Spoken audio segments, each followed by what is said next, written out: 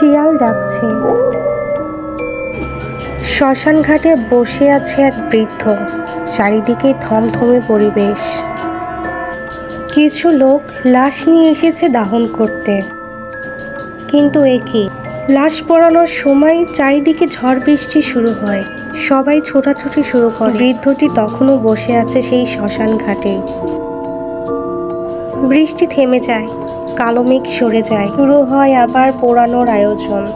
বারবার ব্যর্থ হয়ে একসময় তারা গাছের নিচে ঘুমিয়ে পড়ে। প্রচণ্ড বাতাস যেন স্পর্শ করতে দিচ্ছে না লাশটি। বারবার দমকা হাওয়ায় নিভে যায় চিতার আগুন। হঠাৎ কোনো এক আওয়াজে ঘুম ভাঙে তাদের। তারা যা দেখতে পায় তার জন্য তারা মোটেও প্রস্তুত ছিল না। বৃদ্ধটি এক ভয়ঙ্কর পিশাচের রূপ ধারণ করতে শুরু করে। লাশটিকে বীভৎসভাবে খেতে থাকে বৃদ্ধটি। সে যেন এক নরখাদক। প্রচণ্ড ভয় পেয়ে দৌড় দেয় তারা, যে উপস্থিত হয় তাদের বাড়িতে। বাড়ি ফিরে সব ঘটনা খুলে বলে তারা।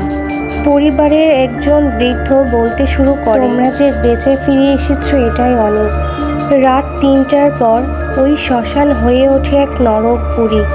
মৃত জীবিত যাকেই পায় তাকে নাকি ভক্ষণ করে ওই পিশাচ। আর কেউ ওই শ্মশানের পাশ দিয়ে হেঁটে গেলে সেই পিশাচ ডাকে,